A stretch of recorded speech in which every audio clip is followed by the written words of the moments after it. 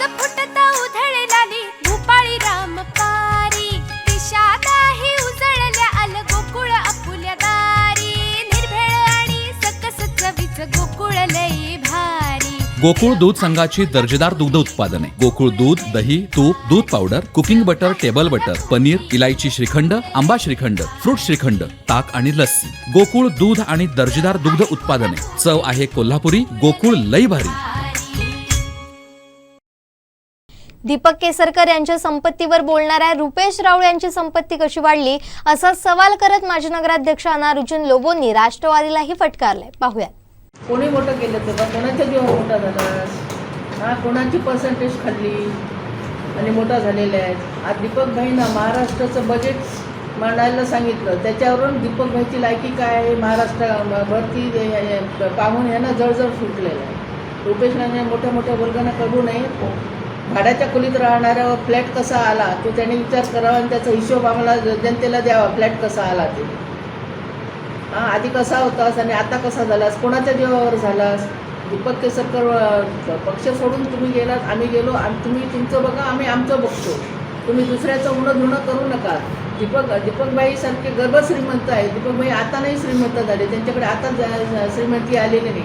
14 सालामध्ये असलेली प्रॉपर्टी आज दुप्पट झाला पैसा, म्हणून दीपकबाईंकडे दुप्पट पैसा आला कसा, हा हिशोब मागण्याची जरूरत रुपेश रावळांना नाही आहे। रुपेश रावने गपचूप आपलं काम करावं, नाहीतर याच्या पुढचं सगळं आम्हाला काढावं लागेल। आणि त्याच्याबरोबर जे कोण अजून बाजून कोण बोलतायत ना, आमची नेता कोण तुमची नेता कोण, पुण्याहून आलेले नेता सावंतवाडीला नको आहे, सावंतवाडीत तिथे आणि बोला।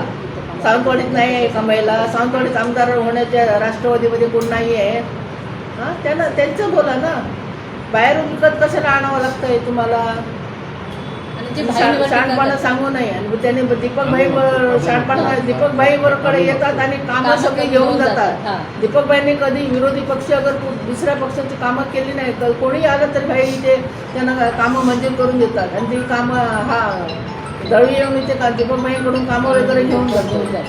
काय बोलण्याचा अर्थ आहे, काय शिकवलं हेच शिकवतात का तुम्हाला तुमच्या पक्षाचे नेते, हां ते वरून काही बोलतात म्हणून तुम्हाला इथे पेवून दिलेली आहे नुसती काही बोलायचं।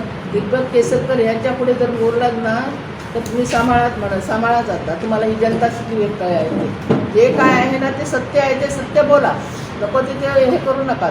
आम्ही गप्प राहिलो कारण ह्या असल्या लोकांना नको त्या लोकांना उत्तर देण्याची गरजच नव्हती, पण उगाच बाजा करत नाही बोललं तरी मग म्हणणार मग कोणाचं आम्ही एवढं बोललो तरी कोणी त्याचं उत्तरं दिलं म्हणजे खरेच खोके कसले खोके असतात ते ह्यांनाच माहीत नाही। यांच्या पक्ष अध्यक्ष आमचे दिवसभरातले सर्व अपडेट्स, ताज्या घडामोडी आणि थेट लाईव्ह पाहण्यासाठी सबस्क्राईब करा, लाईक करा कोकणचं नंबर 1 महा चॅनल कोकण 7 लाईव्हचं YouTube चॅनल।